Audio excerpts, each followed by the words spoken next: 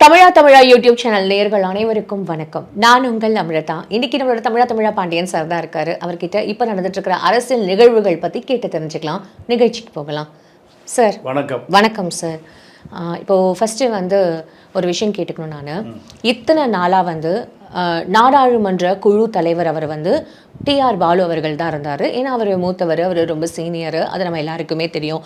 ஆனால் இப்போ திடீர்னு கனிமொழி அவர்களை நாடாளுமன்ற குழு தலைவராக அமைச்சிருக்காங்க.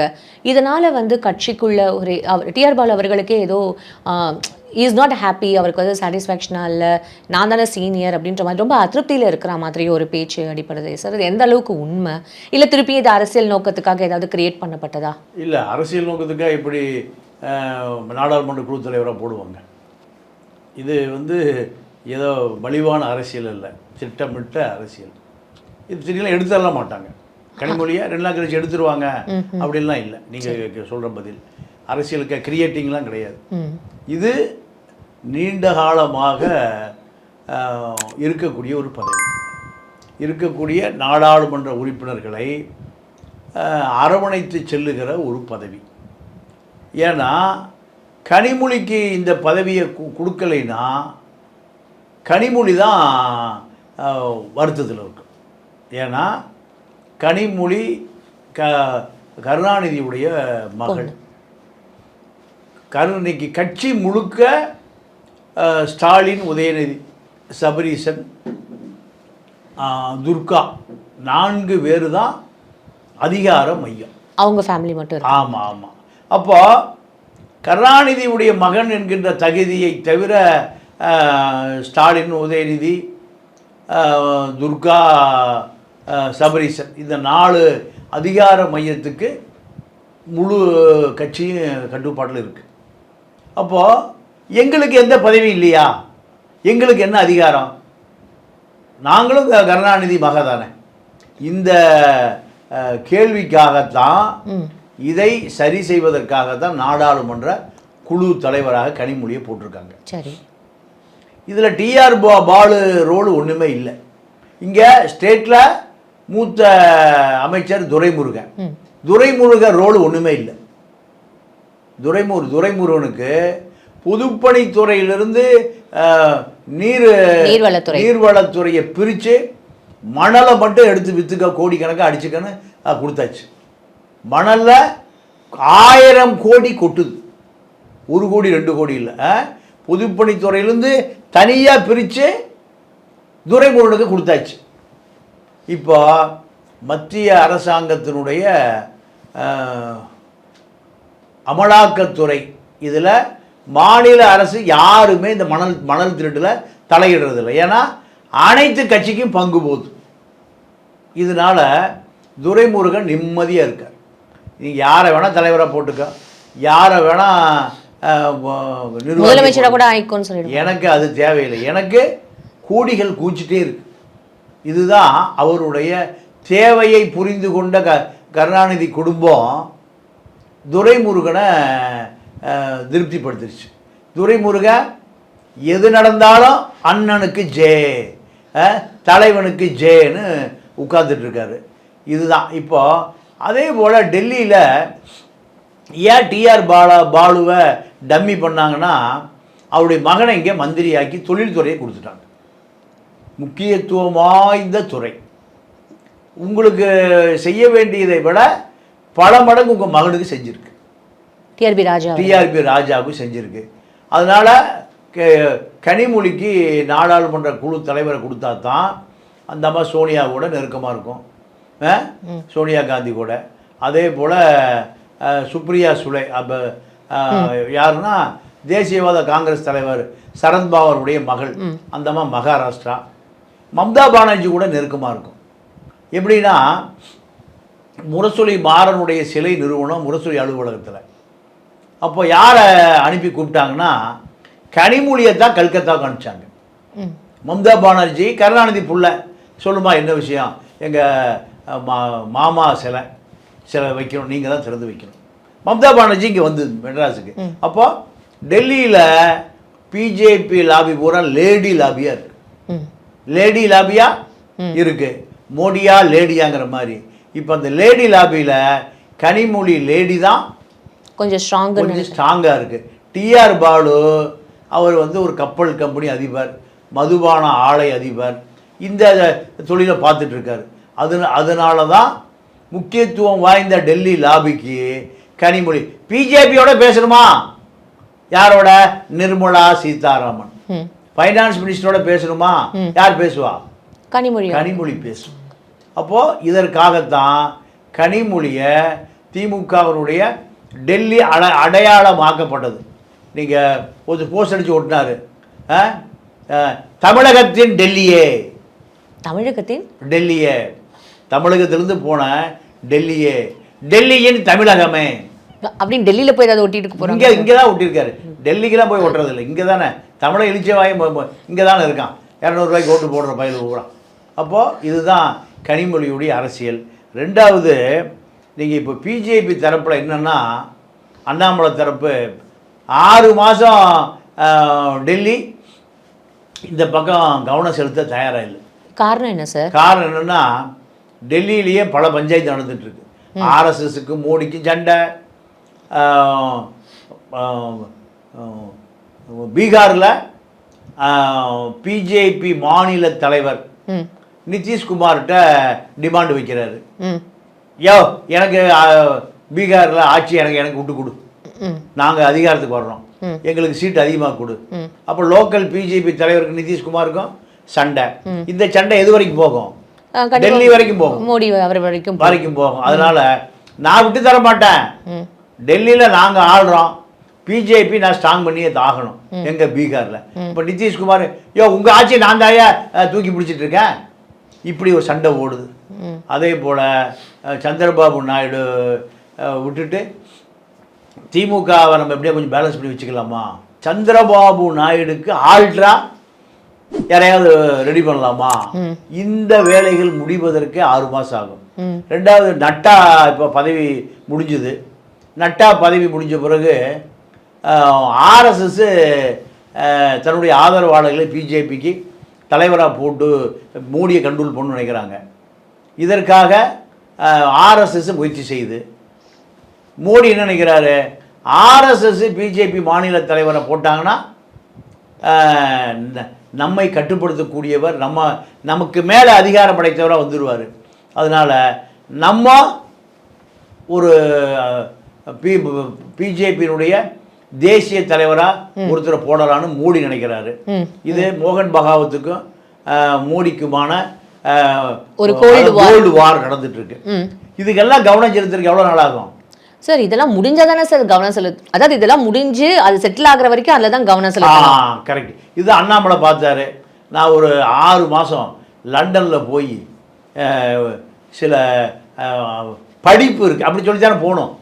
வேறு எந்த காரணம் சொன்னாலும் விட மாட்டாங்க பிஜேபி. அதனால் நான் கொஞ்சம் என்னுடைய அறிவை விசாலப்படுத்திக்கணும். அடித்த காசெல்லாம் கொண்டு அங்கே எல்லாம் லீகலாக்கணும். இப்போ அண்ணாமலை திமுக அதிமுக இணையாக பல 1000 கோடி சேர்த்துட்டார். இது எப்படின்னா, அண்ணாமலைகிட்ட உதவியாளர் இருந்த பலரே எனக்கு தெரிஞ்சு பல கோடி வச்சுருக்காங்க.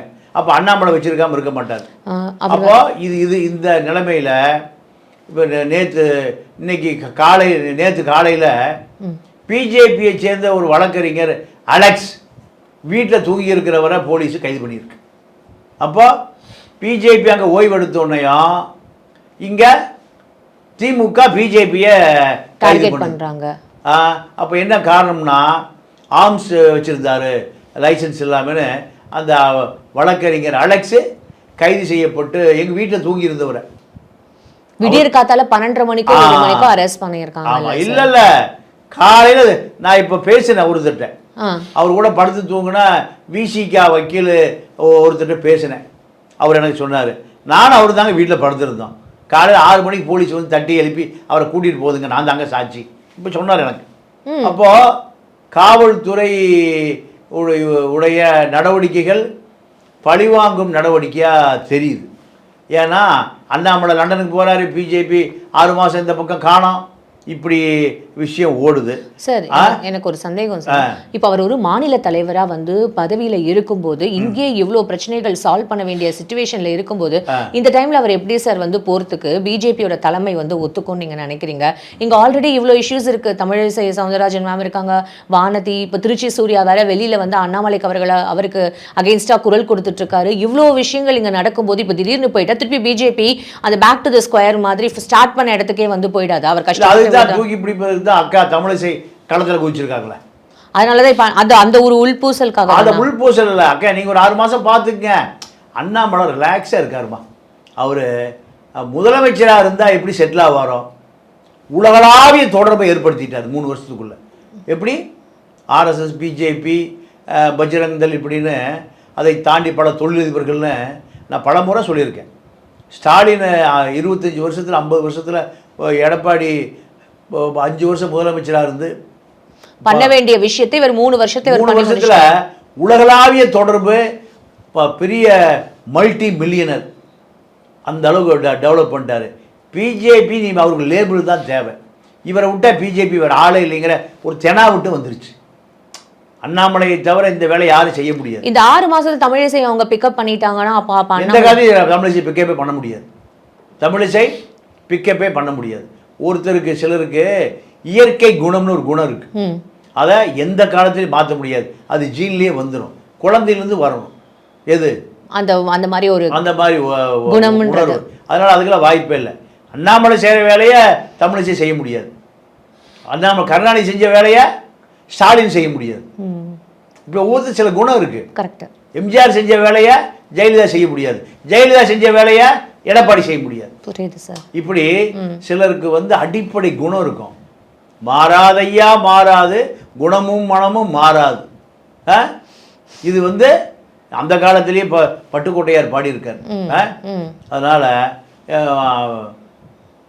பிஜேபி 6 மாதம் ஓய்வுக்கு போகுது. இப்போ எடப்பாடியை பொறுத்த வரைக்கும் எடப்பாடி தான் அது வின்னர். எப்படி வின்னர்னா பிஜேபியோட என்ன பண்ணியிருக்காருன்னு கேட்டிங்கன்னா, களத்தில் நிற்கக்கூடாது எங்க விக்கிரவாண்டியில், அவ்வளோதானே. சரி, உங்கள் டிமாண்டை நான் ஏற்றுக்கிறேன், ஏன் டிமாண்டை நீங்கள் ஏற்றுக்கணும் அப்படின்னு இவர் பதிலுக்கு. எடப்பாடியா சாதாபாடியா என்ன சொன்னார்னா, எனக்கு நீங்கள் தான் ஏவி விடுறீங்க சசிகலாவை, ஓபிஎஸ்ஸை, டிடிவியை. நான் உங்களுக்கு சொன்னபடி கேட்குறேன். நீங்கள் எனக்கு இந்த 3 பேரை இனிமேல் எந்த காலத்திலையும் டம்மி பண்ணி கொடுத்துருங்க. எந்த காலத்திலையும் இந்த 3 டம்மி பீஸுகளை சேர்த்தவே கூடாது. இப்போ இவர் யார் மூலமா சார் இதெல்லாம் பேசுனது? யாரு? உச்ச நீதிமன்ற தலைமை முன்னாள் நீதிபதி, கேரளா ஆளுநர். யார் அவரு? சதாசிவம் ஐயா இருக்கார். அவர் மூலம் டீலை பேசி எடப்பாடியார் என்ன பண்ணிட்டாரு? யார்கிட்ட சார் அவர் பேசியிருக்காரு? இந்த அமித்ஷாட்ட பேசியிருப்பார், வேற யாரும் பேசியிருப்பாரு, அண்ணாமலை, அமர் பிரசாத் ரெட்டிமா பேசியிருப்பாரு. அவர் டாப்பு தாம்மா. ஏன்னா அமித்ஷாவையே வழக்கிலிருந்து சொரபதியின் என்கவுண்டர் வழக்கில் நீ குற்றவாளி இல்லைன்னு பண்ணி விட்டார். இவர்களெல்லாம் நம்பி இந்த நீதித்துறை இருக்குது. யார் காப்பாற்ற? பெரியார் தான் காப்பாற்றணும், அம்பேத்கர் தான் காப்பாற்றணும். வேற நீங்கள் சொல்கிற மாதிரி உங்கள் கடவுளெல்லாம் காப்பாற்ற முடியாது. பொன்மாணிக்கு மேலே தான் கடவுள்லாம் காப்பாற்றுறாரு. அப்போது எடப்பாடி என்ன பண்ணிட்டாரு? சசிகலா, ஓபிஎஸ், டிடிவி 3 பேரும், பிஜேபி, அண்ணாமலை, இந்த 4 பேரும் இல்லை அண்ணாமலை தான் ஏற்றி விடுறது. யார? இவங்க 3 பேரையும். இனிமேல் இந்த 3 பேரை அதை வேண்டவே வேண்டான்ட்டார்.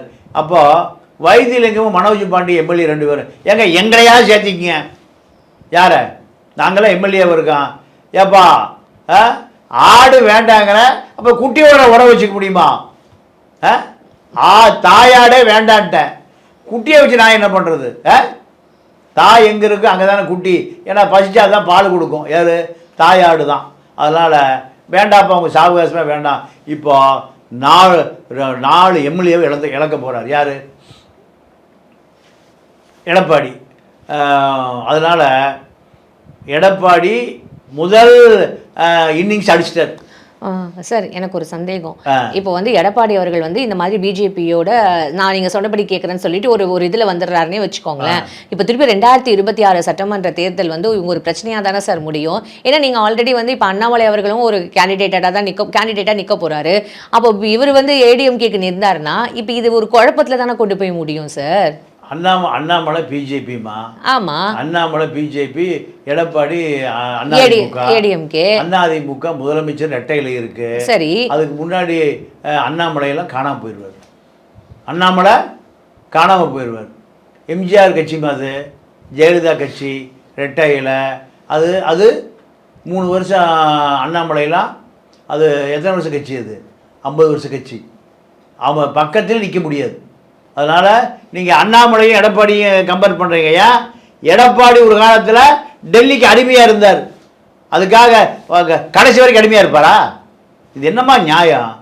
ஒரு நாள் நான் கூட அடிமையாக இருந்தால் ஒரு 50 ரூபா கடன் வாங்கினேன், அதனால வாழ்நாள் முழுக்க நான் கூட 50 ரூபா கடன் வாங்கிட்டே இருப்பேனா?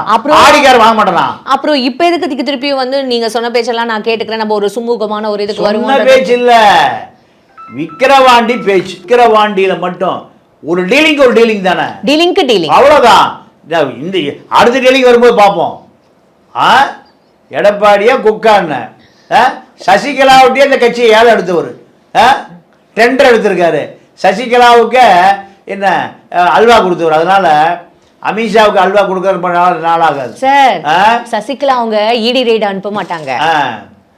அதனால நீங்க வந்து எப்படி சசிகலா அவங்களோட அமித்ஷா அவங்கள கம்பேர் பண்றீங்களா? இல்ல, அவர் இப்போ எடப்பாடி என்ன பண்ணாருன்னா, போன நாடாளுமன்ற தேர்தலுக்கு வந்து உட்கார்ந்துட்டார். பலமுறை அண்ணாமலை சொல்லி அமித்ஷா வந்தார், நிர்மலா சீதாராமன் வந்தார், மோடி வந்தார்.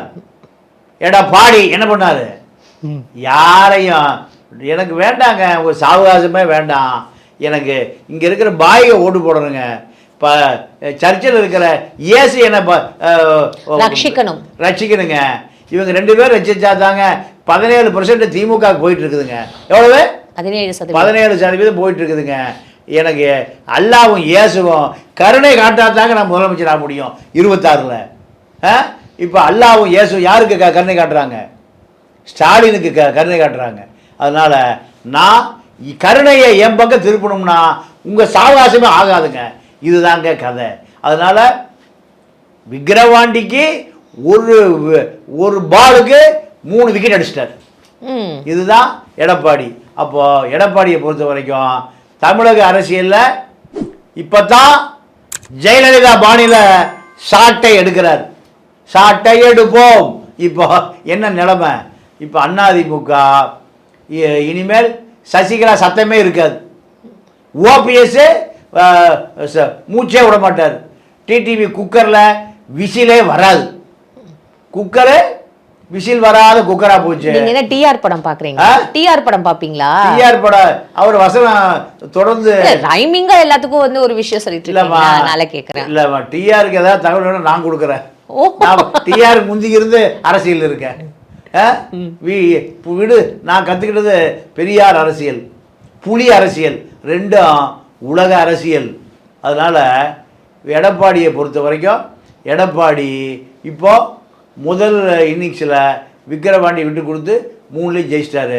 அதனால் 26 நோக்கி நகர்ந்து போயிட்டே இருக்கார். இப்போ கள்ளச்சாராய அரசியல் கொண்டார் பரபரப்பா.